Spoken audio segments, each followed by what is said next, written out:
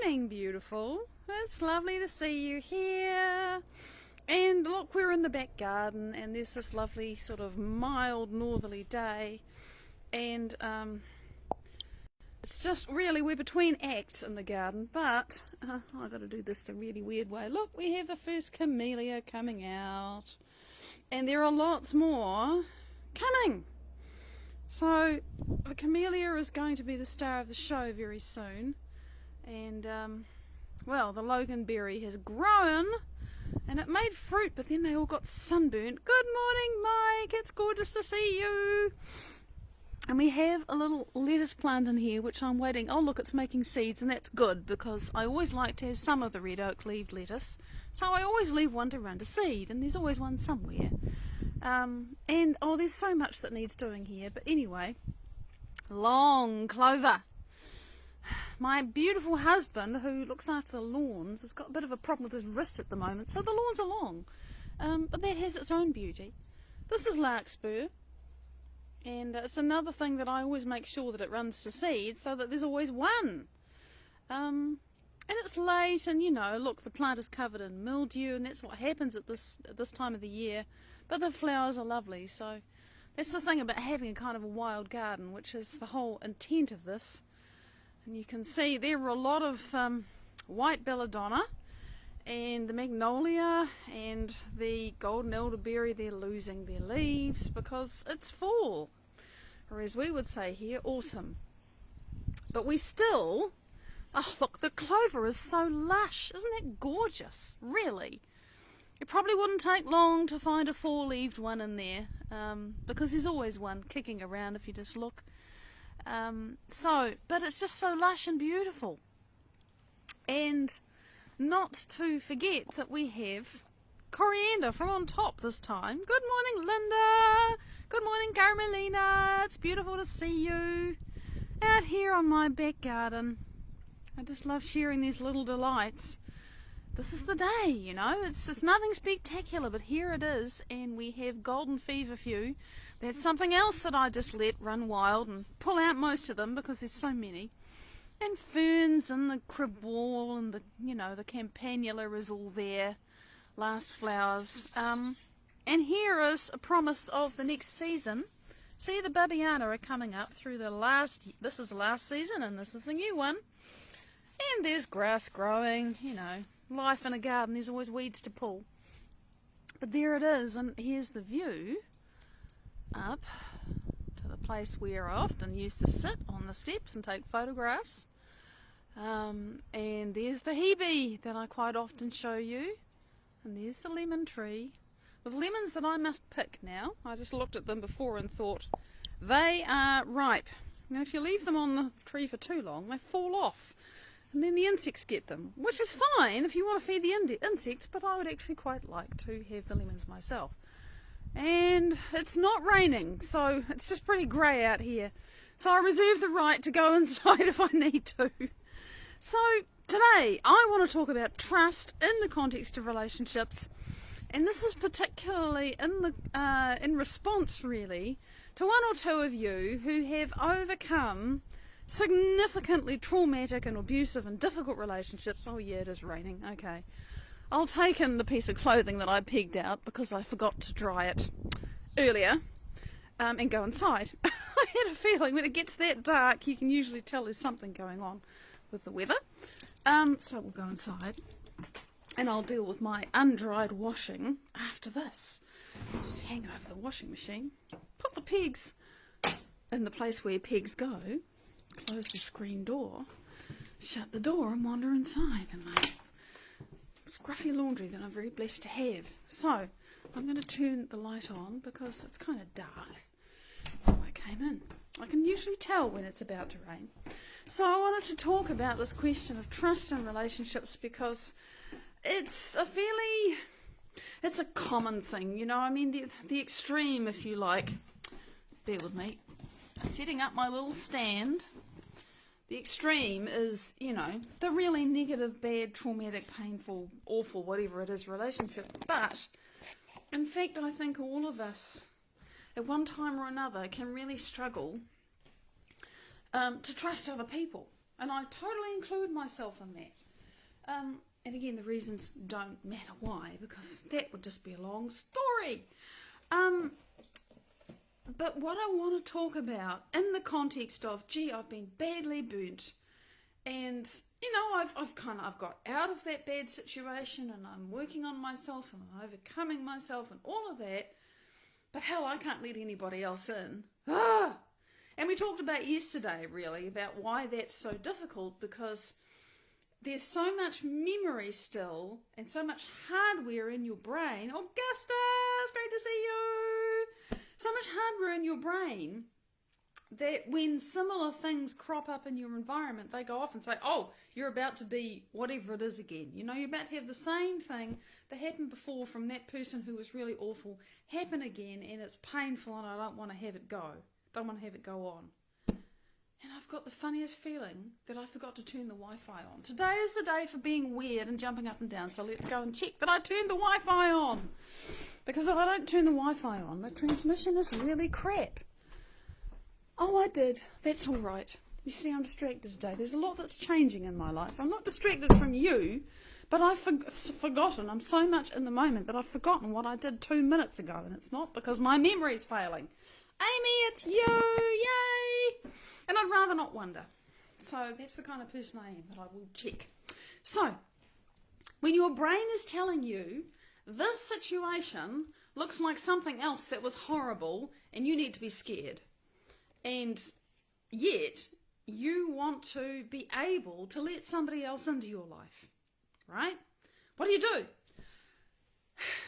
And what I come back to whenever I'm talking about this problem is that trusting another person ultimately really is about trusting myself. My own assessment of them. What I'm willing to allow myself to make available to them. And also, sort of stepping one step back from that again, when I'm with them, am I really comfortable? Or am I just thinking, well, it's always been hard and I've always had to push through my fear. Oh, yeah. I've always had to just push through my fear and my whatever, because my gut feeling, my heart was telling me that I love you was bullshit, because there was a disconnect between what that person was saying and what they were doing. Totally right, Linda.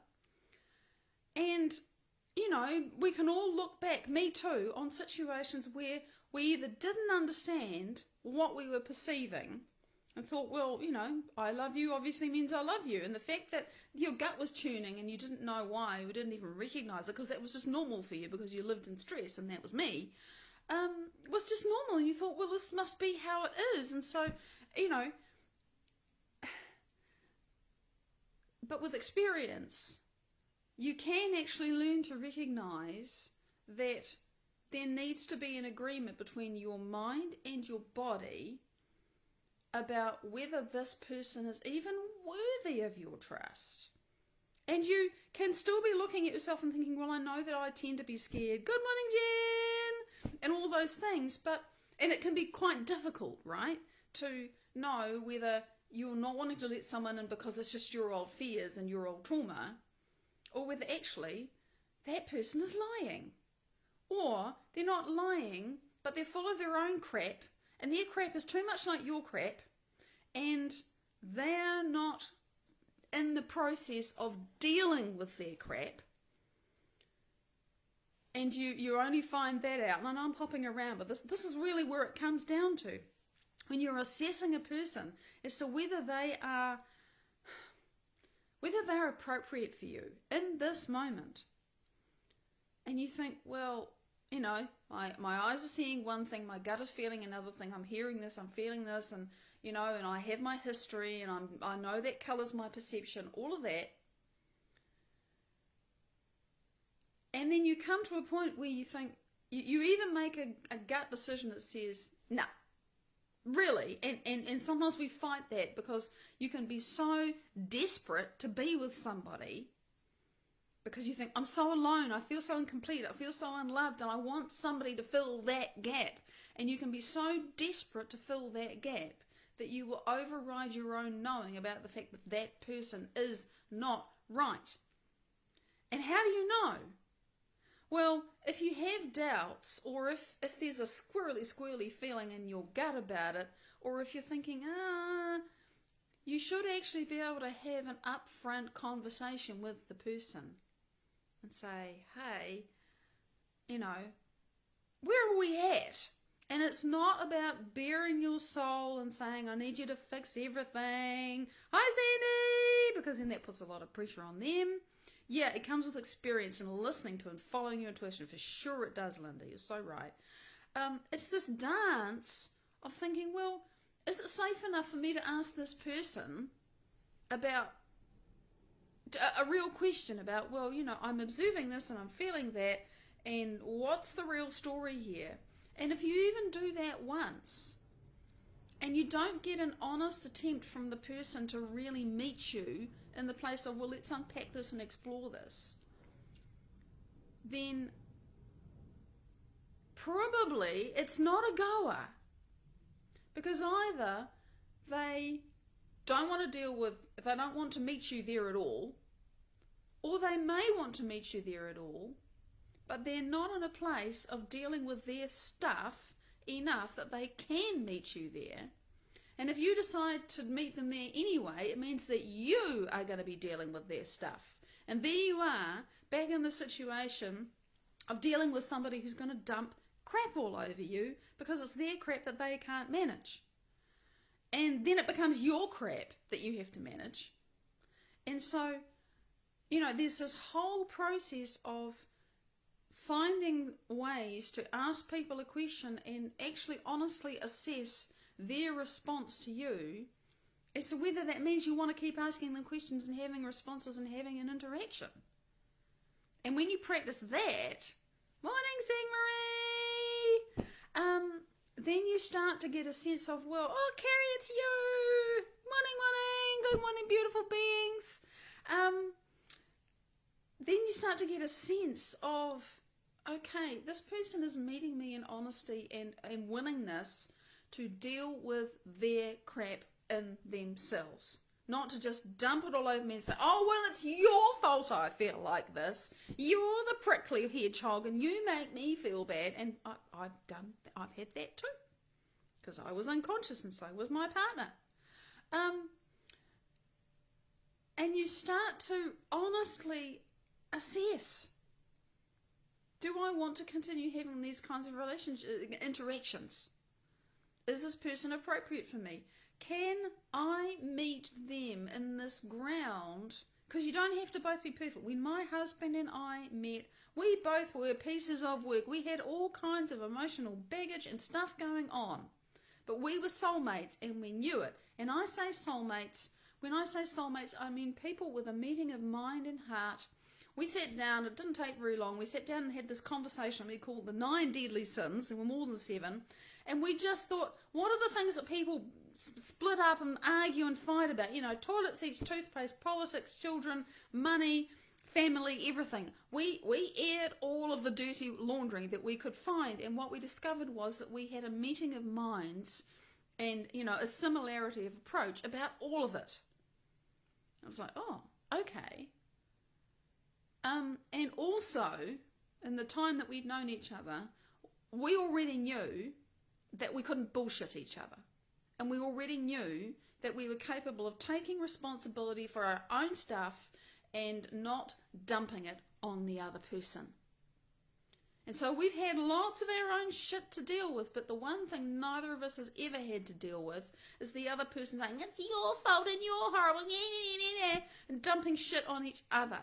That, to me, is an absolute unacceptable in a relationship. Julian!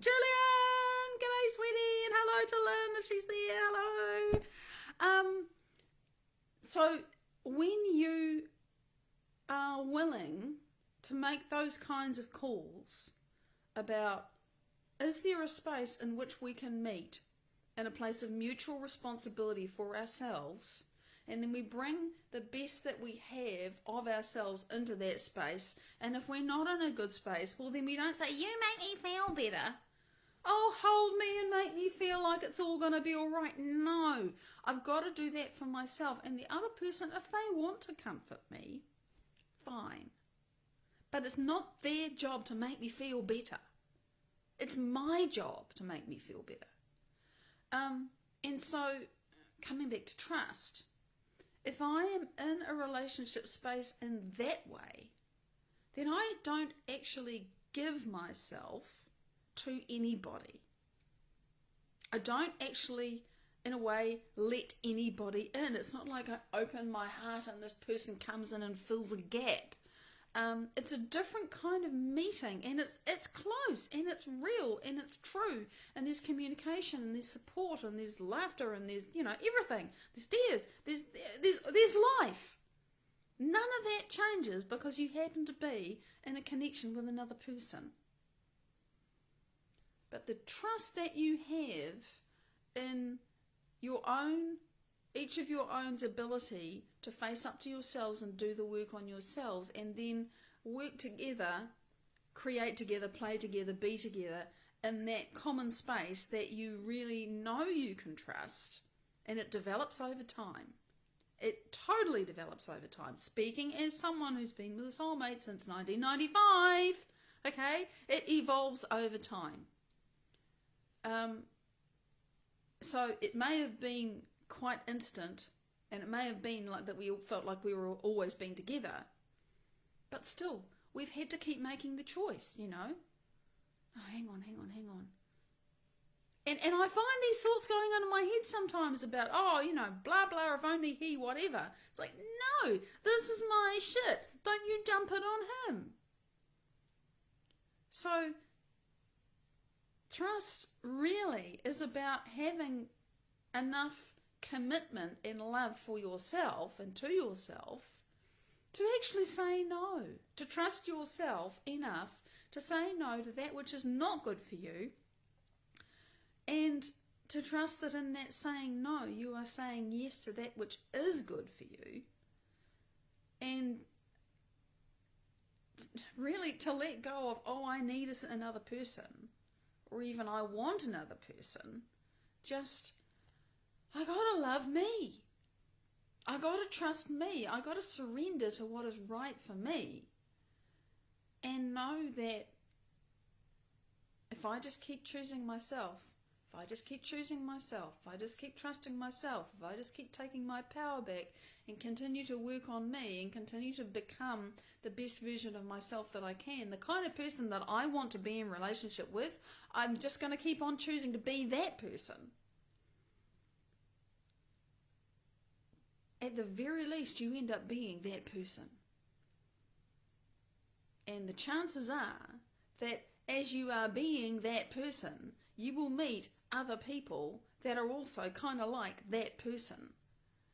And whatever kinds of connections you have with them, they're going to be the kinds of connections that you can trust, because they're connections that you have with a person who takes responsibility for themselves, who doesn't dump shit on other people, who fronts up and asks a question that isn't about, oh, why do you do that? Or, what did you do? And nothing about blame and finding fault and all that, oh, why did this happen and you did this? None of that. It's just, okay, this is the question, and here's the thing that we want to allow to happen or create or achieve or whatever it is, and how can we move towards that? And if you are that kind of person, the only people who are going to want to interact with you are other people like that. It really is that simple. So, letting another person into your life isn't about bearing your soul. I really don't believe that.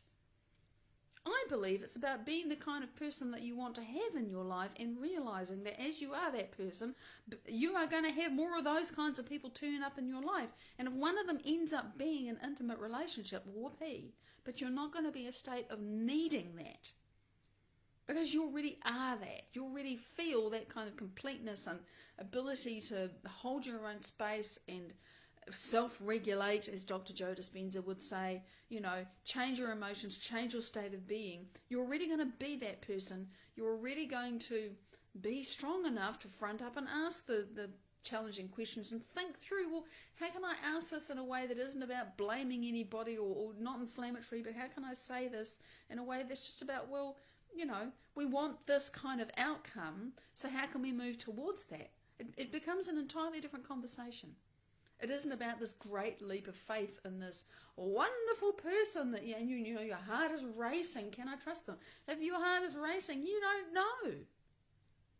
You have to really connect with yourself. You have to really know what's right for you. And you know, when you do meet somebody, as I did, and you just know in your gut, well, that's different. There's no argument. Yeah, once you realise you don't need it, it is just an extra bonus if you get it. And it is laugh out loud, because it's exactly like that, Carrie. You are so right. I know you know what I'm talking about. You stop giving a damn, really, because you have what you wanted all along inside yourself. And then, of course, it can turn up, but you don't need it. So, to trust others is first to trust yourself. To have others help you be whole or make you feel whole is actually to be whole already yourself. And a key component in that is being able to realize that relationships are about taking responsibility for your stuff and focusing really on what do we want the outcome to be. And this is something my husband says, and I'll close with this, because occasionally we talk about our relationship with others. That it doesn't really matter what might be going on and if there's something that we're a bit pissed off about or whatever.